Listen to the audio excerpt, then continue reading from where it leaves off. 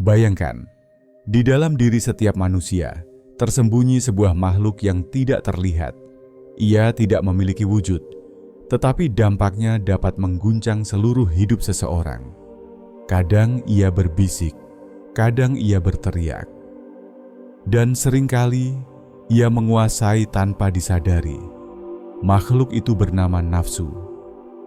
Di balik ketenangan wajah manusia, di balik pilihan-pilihan kecil sehari-hari, ada pertarungan yang tidak pernah berhenti. Pertarungan antara apa yang kita tahu benar dan apa yang kita inginkan secara instan. Antara cahaya kesadaran dan bayangan dari keinginan yang belum dijinakan. Namun ada satu rahasia kuno, sebuah pengetahuan yang diwariskan dari para bijak dan pencari kebenaran sejak ribuan tahun lalu. Nafsu bukan untuk dimusuhi, melainkan untuk dijinakan. Dan disinilah perjalanan kita hari ini dimulai. Sebuah perjalanan ke dalam ruang batin yang jarang dijelajahi. Tempat di mana manusia menemukan kekuatan tertingginya atau jatuh ke kedalaman terendahnya. Dalam video ini, kita akan membuka pintu menuju salah satu pengetahuan terdalam tentang diri manusia. Langkah awal menjinakkan nafsu. Tidak sekadar teori, tetapi rahasia batin yang telah diuji oleh waktu. Kita akan menelusuri bagaimana peradaban kuno memahami nafsu, mengapa ia begitu kuat, dan bagaimana seseorang bisa mengubahnya dari musuh menjadi kuda liar yang siap membawa kita menuju puncak kesadaran. Dan sebelum kita mulai lebih dalam, saya ingin mengajak Anda untuk subscribe, like, dan share video ini. Ketika Anda melakukannya, Anda sedang membantu menyebarkan pengetahuan yang mungkin sedang dibutuhkan oleh seseorang di luar sana. Seseorang yang sedang berjuang melawan dirinya sendiri dan mungkin menemukan jawabannya di sini. Selain itu, saya ingin Anda menuliskan di kolom komentar dari kota mana Anda menonton dan sejauh mana video ini berhasil mencapai Anda. Karena setiap jejak komentar Anda membantu membangun komunitas para pencari yang ingin memahami diri lebih dalam. Sekarang, tarik napas perlahan. Tenangkan pikiran Anda, karena apa yang akan kita ungkap berikut ini bukan sekadar informasi, tetapi pintu menuju perubahan batin yang sesungguhnya. Jika Anda sudah siap, kita akan mulai memasuki labirin pengetahuan kuno. Para pencari kebenaran dari berbagai zaman pernah meyakini bahwa manusia sebenarnya memiliki dua alam, alam tubuh yang tampak dan alam batin yang tersembunyi. Dan di antara kedua alam itu, terdapat satu kekuatan yang menentukan arah hidup seseorang, nafsu. Dalam manuskrip-manuskrip tua dari Timur Tengah hingga Asia Tengah, para bijak pernah menuliskan bahwa nafsu adalah api kecil yang jika dibiarkan, dapat membakar seluruh rumah jiwa. Sementara, sebagian peradaban kuno lainnya meyakini bahwa nafsu adalah kuda hitam dalam diri manusia, liar, kuat, dan tak terkendali. Tetapi justru di balik liarnya, terdapat energi besar yang bisa mengangkat manusia menuju tingkat kesadaran tertinggi jika ia tahu cara menuntunnya. Di wilayah-wilayah gurun pada masa lampau, para pengembara sering mengadakan perjalanan panjang sendirian, bukan untuk membuktikan kekuatan fisik, tetapi untuk menguji ketahanan batin. Di tengah sunyi, mereka belajar hal yang sama. Nafsu paling bising ketika dunia paling sepi. Itulah sebabnya banyak ajaran kuno menjadikan keheningan, baik fisik maupun batin, sebagai pintu awal memahami diri.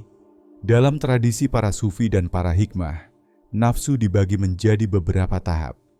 Setiap tahap adalah cermin, menunjukkan kedalaman jiwa seseorang. Dan menariknya, meski tidak pernah dikaitkan langsung dengan agama tertentu, gambaran mereka sangat dekat dengan perjalanan batin manusia secara universal. Nafsu yang membuat seseorang terikat pada kenikmatan sesaat. Nafsu yang membuat seseorang menyesal setelah terlena. Nafsu yang perlahan tunduk ketika kesadaran mulai tumbuh. Mereka percaya, jika seseorang gagal memahami nafsunya, maka ia akan hidup dalam ilusi. Mengejar sesuatu yang terasa perlu, padahal hanyalah bayangan. Tetapi jika seseorang mampu menaklukkannya, ia akan melihat dunia dengan cara yang sama sekali berbeda, lebih jernih, lebih dalam. Dan mengapa pengetahuan ini sering terlupakan? Karena manusia modern lebih sering mengejar kecepatan, bukan kedalaman. Kita hidup di zaman di mana distraksi datang dari segala arah. Layar, suara, opini, ambisi. Di tengah semua itu, suara nafsu menjadi samar. Bukan karena ia melemah, tetapi karena ia menyatu dengan hiruk-pikuk dunia. Manusia mengira itulah dirinya. Padahal itu hanyalah dorongan yang belum dijinakan. Maka video ini adalah sebuah pengingat bahwa setiap dari kita sedang membawa warisan kuno. Kekuatan batin yang sama yang pernah dibahas oleh para bijak yang hidup ribuan tahun sebelum kita. Sebelum kita masuk lebih dalam, saya ingin mengajak Anda menuliskan di kolom komentar. Video ini sudah sampai di kota, sebutkan kota Anda. Dan mari kita lihat sejauh mana perjalanan pengetahuan ini menjangkau para pencari di seluruh Nusantara. Sekarang, mari kita lanjutkan. Karena langkah awal menjinakkan nafsu bukanlah tentang melawan, tetapi tentang mengenal wajah-wajah tersembunyinya. Untuk memahami langkah awal menjinakkan nafsu, kita harus belajar mengenali bagaimana ia bekerja. Banyak orang mengira nafsu hanya soal keinginan fisik atau hal-hal besar yang mencolok. Padahal, nafsu justru paling sering bersembunyi di tempat-tempat kecil, halus, dan tak kasat mata. Bayangkan sebuah angin yang berhembus pelan, ia tidak terlihat, tetapi kita bisa merasakan arah dan kekuatannya ketika menyentuh kulit. Nafsu bekerja dengan cara yang sama. Ia berhembus dari dalam, membisikkan dorongan yang membuat kita bertindak sebelum sempat berpikir. Para bijak kuno pernah berkata, nafsu selalu meminta sekarang. Kesadaran selalu bertanya apakah itu benar. Perbedaan itu sangat tipis. Dan di ruang tipis itulah seluruh hidup seseorang berubah. Nafsu muncul dalam 3 bentuk utama. 1. Dorongan instan. Ini adalah nafsu yang paling mudah dikenali. Seperti rasa ingin marah, ingin memuaskan diri, ingin membuktikan sesuatu, ingin membalas, atau ingin mendapatkan kenyamanan secepat mungkin. Nafsu jenis ini cepat datang dan cepat pergi, tetapi ia sering meninggalkan jejak, penyesalan. 2. Bisikan halus. Ini lebih berbahaya karena ia hadir dalam bentuk yang tampak benar. Misalnya merasa diri lebih baik, ingin dipuji, ingin diakui, atau ingin terlihat bijaksana. Nafsu jenis ini tidak membuat kita marah atau terburu-buru. Justru ia membuat kita merasa pantas melakukan sesuatu. Inilah nafsu yang sering menjebak pencari kebenaran. 3. Keinginan yang menyamar sebagai tujuan mulia. Ini adalah bentuk tertinggi dari nafsu yang belum dijinakan. Misalnya seseorang merasa dirinya sedang berjuang untuk kebaikan, padahal sebenarnya ia hanya ingin menang. Atau merasa sedang memperbaiki diri, padahal ia hanya ingin terlihat lebih unggul dari orang lain. Menariknya, para ahli spiritual kuno percaya bahwa nafsu tidak perlu dihancurkan, karena ia adalah bahan bakar. Tanpa nafsu, manusia tidak akan bergerak, tidak akan berambisi, tidak akan berjuang. Yang membedakan hanyalah siapa yang memegang kendalinya. Mereka menggunakan sebuah analogi sederhana.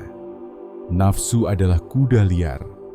Jika dilepas, ia akan menendang dan lari tak tentu arah. Tetapi jika dijinakkan, ia bisa membawa kita ke tempat yang tak pernah kita bayangkan. Langkah awalnya bukan mengekang, tetapi membaca geraknya. Mengetahui kapan ia muncul, dari mana ia datang, dan apa yang membuatnya kuat. Sebelum seseorang belajar menaklukkan nafsunya, ia harus terlebih dahulu mengamati dirinya, seperti seorang penjaga malam yang memperhatikan setiap gerak bayangan. Tidak bereaksi, hanya melihat, hanya mengenali.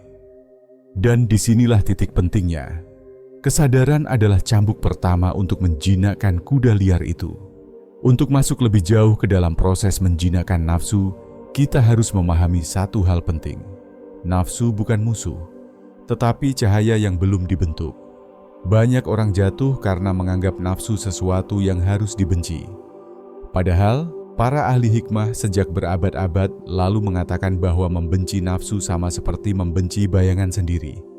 Ia tetap ada, tetap mengikuti, dan semakin dibenci, semakin kuat ia menempel. Mereka mengajarkan sebuah prinsip sederhana, namun mendalam. Apa yang kamu lawan akan melawan balik, apa yang kamu pahami akan tunduk. Dan disinilah banyak pencari kebenaran keliru. Mereka sibuk ingin memotong nafsunya, menekannya, menahannya dengan paksa. Namun semakin ditekan, semakin kuat ia ingin keluar. Sama seperti air yang dibendung tanpa ada saluran. Ia akan mencari celah, dan ketika menemukan, ia akan memecah segalanya. 1. Nafsu adalah energi mentah. Di masa lalu, para sufi menggambarkannya seperti api. Api bisa menerangi, tetapi juga bisa membakar. Api yang tidak dikendalikan akan membuat seseorang terjerumus dalam tindakan impulsif. Tapi api yang diarahkan justru dapat menjadi kekuatan luar biasa bagi kreativitas, keberanian, dan keteguhan hati. Para filsuf Yunani kuno juga memiliki pandangan yang tidak jauh berbeda. Mereka menyebutnya sebagai kekuatan primal dalam diri manusia. Jika diarahkan, ia menjadi kehendak luhur. Jika dibiarkan, ia menjadi kerakusan. 2. Nafsu menciptakan ilusi. Nafsu membuat seseorang merasa membutuhkan sesuatu, padahal itu hanyalah keinginan sementara. Ia membuat seseorang meyakini bahwa kepuasan instan akan memberi ketenangan, padahal itu hanya menunda kekosongan. Nafsu selalu berkata, "Ambil sekarang, pikirkan nanti." Kesadaran berkata, "Pertimbangkan dulu, baru ambil." Perbedaan kecil, tetapi hasilnya dua jalan hidup yang bertolak belakang tiga. Nafsu selalu mencari pintu belakang. Saat seseorang mencoba menutup satu pintu, ia akan muncul lewat pintu lain. Saat seseorang berhasil menahan amarah, ia muncul sebagai keinginan dipuji. Saat seseorang menahan kesombongan, ia muncul sebagai rasa ingin terlihat rendah hati. Saat seseorang belajar menahan diri, ia muncul sebagai rasa bangga karena telah mampu menahan diri. Begitulah liciknya nafsu. Ia tidak pernah tidur, ia hanya berubah bentuk. Para bijak menyebutnya 1000 wajah nafsu. Karena setiap kali Anda berhasil menundukkan satu wajah, ia akan mengenakan wajah lain untuk menguji Anda 4. Nafsu hanya tunduk pada satu hal, kesadaran yang stabil. Kesadaran bukan hanya mengetahui apa yang kita lakukan, tetapi mengetahui mengapa kita melakukannya. Ini yang membuat seseorang berbeda dari hanya sekadar mengikuti dorongan batin.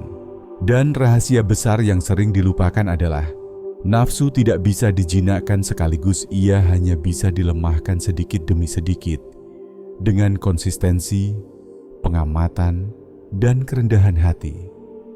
Pada titik tertentu, seseorang akan mulai melihat pola, bagaimana nafsu masuk, kapan ia muncul, dan apa yang memancingnya. Saat pola itu terlihat, kekuatannya mulai berkurang. Karena musuh yang terlihat jauh lebih mudah dihadapi daripada musuh yang tidak kita sadari keberadaannya. Setelah memahami bagaimana nafsu bekerja, langkah selanjutnya adalah mempraktikannya dalam kehidupan nyata. Menjinakkan nafsu bukan sekadar pengetahuan, tetapi latihan batin yang harus dilakukan secara konsisten. Berikut adalah 3 teknik dasar yang dulu digunakan oleh para pencari kebenaran. Halus, sederhana, namun sangat kuat jika dilakukan dengan kesadaran. 1. Latihan, mengamati tanpa mengikuti. Setiap kali dorongan muncul, jangan langsung bereaksi. Jangan melawan, jangan menurut, hanya amati. Tanyakan pada diri sendiri pelan-pelan, apakah ini kebutuhan atau hanya keinginan yang menyamar? Dengan hanya mengamati, kekuatan nafsu sudah berkurang setengahnya, karena nafsu hidup dari reaksi. Saat Anda berhenti bereaksi, ia kehilangan cengkeramannya. 2. Latihan menunda 3 menit. Ini teknik sederhana tapi efektif. Setiap kali Anda ingin memenuhi dorongan tertentu, membalas pesan dengan emosi, membuka sesuatu yang tidak perlu, membeli hal yang impulsif, tunda 3 menit. Jika dorongan itu melemah dalam 3 menit, berarti itu hanya nafsu sesaat. Jika tetap ada, baru pertimbangkan dengan akal dan hati. Latihan ini secara perlahan membentuk otot kesabaran batin 3. 1. Pengorbanan kecil. Setiap hari ini adalah metode kuno para ahli hikmah. Setiap hari, pilih satu hal kecil yang biasanya Anda ikuti dan tahan. Misalnya, menahan komentar, menahan keinginan mengonsumsi sesuatu, atau menahan dorongan mencari validasi. Setiap kali Anda menahan satu hal kecil, Anda sedang memperkuat pusat kendali diri. Latihan-latihan ini tidak dirancang untuk menyiksa diri. Latihan ini dirancang untuk melatih kepemimpinan batin, agar Anda yang memegang kendali, bukan keinginan sesaat. Pada akhirnya, menjinakkan nafsu bukanlah perjalanan sehari, seminggu, atau sebulan. Ini adalah perjalanan seumur hidup. Sebuah perjalanan sunyi yang tidak banyak orang berani tempuh. Karena musuh terbesar manusia bukan terletak di luar dirinya, tetapi bersembunyi di balik detak jantungnya sendiri. Sepanjang pembahasan ini, kita telah melihat bahwa nafsu bukanlah sesuatu yang harus dibenci, tetapi sesuatu yang harus dipahami. Ia adalah energi mentah, kekuatan yang bisa membawa seseorang naik menuju kejernihan, atau jatuh ke dalam kabut ilusi. Dan langkah awalnya selalu sama. Kesadaran untuk memperlambat langkah ketika dorongan datang. Kesadaran untuk memeriksa alasan di balik tindakan. Kesadaran untuk mengakui bahwa diri ini masih belajar, masih berproses, dan masih memiliki banyak wajah batin yang belum terungkap.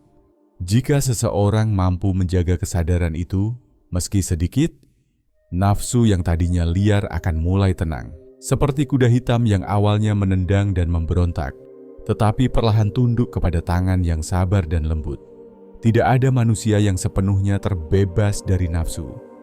Namun ada manusia yang belajar mengendarainya, dan justru menggunakan kekuatannya untuk melangkah lebih jauh dari batas dirinya. Dan mungkin itulah yang membedakan orang biasa dengan mereka yang hidup dalam kedalaman batin. Sebelum video ini berakhir, saya ingin mengingatkan Anda, perjalanan ini bukan tentang menjadi sempurna. Perjalanan ini tentang menjadi lebih sadar dari hari kemarin. Jika Anda merasa mendapatkan manfaat dari video ini, dukung perjalanan channel ini dengan cara subscribe, like, dan share kepada teman atau keluarga yang mungkin membutuhkan cahaya ini. Serta jangan lupa tinggalkan komentar. Video ini sudah sampai di kota, agar kita bisa melihat sejauh mana pengetahuan ini berjalan dan seberapa banyak jiwa yang tersentuh oleh perjalanan ini. Terima kasih karena sudah berjalan sejauh ini bersama saya. Semoga setiap langkah Anda dalam menjinakkan nafsu membawa Anda lebih dekat pada ketenangan, kebijaksanaan, dan kejernihan batin. Sampai bertemu di perjalanan berikutnya, tetaplah sadar, tetaplah terjaga, dan ingat, pertarungan terbesar Anda selalu ada di dalam diri Anda sendiri.